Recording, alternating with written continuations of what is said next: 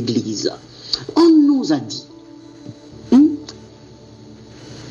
Pierre 2, le verset 4.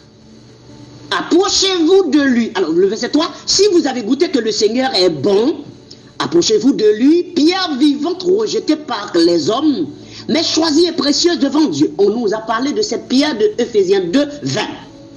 La pierre principale, la pierre qui représente la base de l'église, c'est-à-dire sur laquelle l'église est posée. Maintenant, la question c'est de savoir, nous représentons quoi? Et vous-même, c'est-à-dire l'église, nous, ok? Comme des pierres vivantes. Ah, nous sommes aussi des pierres. Donc, c'est-à-dire, la pierre principale, là, la pierre directrice, là, la pierre fondatrice, la pierre centrale, la pierre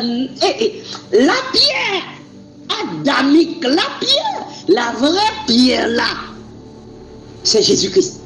Nous aussi, nous sommes des pierres. Parce que cette maison doit se construire sur des pierres, avec des pierres, à partir des pierres. Parce qu'on parle de la solidité de cet édifice. Et une maison construite à partir des pierres, c'est une maison très solide, mieux que des papiers ou des blocs. Or, nous sommes tous des pierres, pas n'importe quelle pierre, mais des pierres vivantes. Jésus-Christ est la pierre principale, la pierre angulaire sur laquelle l'église est posée, construite. Maintenant, nous, en tant que des pierres vivantes, le texte a dit, édifiez-vous pour former une maison spirituelle. Alors, vous allez déclarer une maison spirituelle, bien-aimé. Vous allez déclarer, il faut souligner ça dans votre Bible. Souligner maison, 1 Pierre 2, 5. Souligner.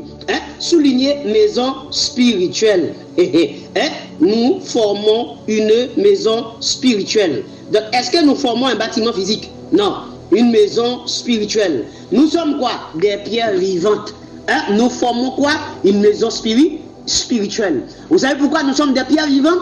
Parce que nous sommes des pierres qui, ayant l'esprit de Christ, ont été édifiées pour former cette maison spirituelle.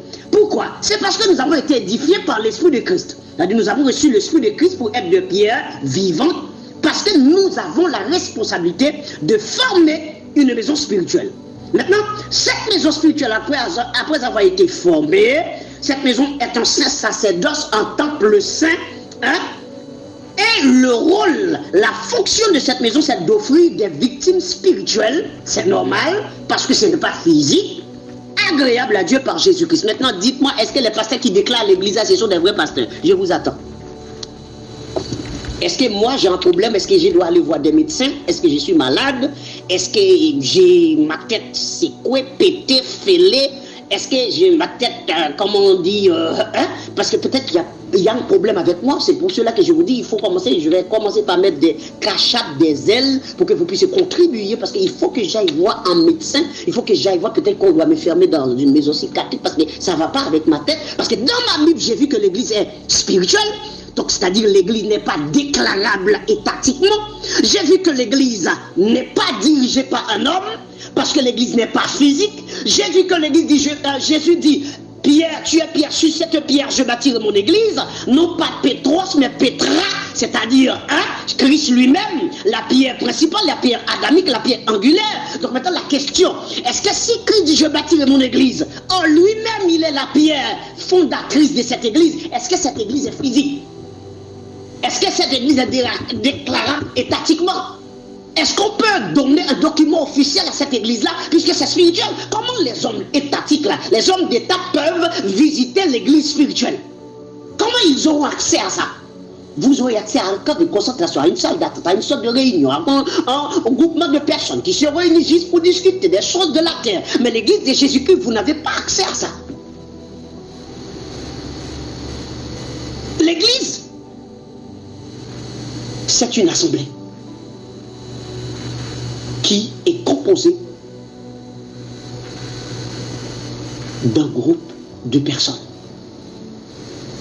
reçu l'Esprit de Christ, on les appelle Église des Saints ou Assemblée des Saints. Et dès que l'Église reçoit le Saint-Esprit, Acte 32, cela veut dire que l'Église obéit à la tête, au corps et à la pierre angulaire qui est Christ. Parce qu'il dit, il donne son Saint-Esprit à ceux qui lui obéissent. Acte 32. Mais si le Saint-Esprit est donné à ceux qui obéissent au Seigneur, les gens qui vont déclarer les gens qui vont déclarer l'Église bien-aimée, vous allez dans l'État avec, je ne sais pas, un comité. Pourtant, bibliquement, on ne dit pas comité, on dit assemblée des anciens. Bon, c'est normal qu'il s'appelle ça comité parce que ça n'a rien à voir avec l'Église. Ok, avec un comité. Et ils viennent déclarer l'Église comme étant une association non à but non lucratif. Et quoi d'autre? On demande au pasteur, comme nous avons vu au Rwanda, le président 5500 églises fermées. Moi, ça ne m'étonne pas, ça me fait ni chaud ni froid, et comment dire, ni froid. Vous savez pourquoi? L'État va fermer les églises que l'État avait autorisé d'ouvrir. Parce que l'église de Jésus-Christ, au moment où Jésus-Christ avait dit « Je bâtirai mon église », à ce moment-là, l'église n'avait pas pour chef suprême des hommes, mais Christ lui.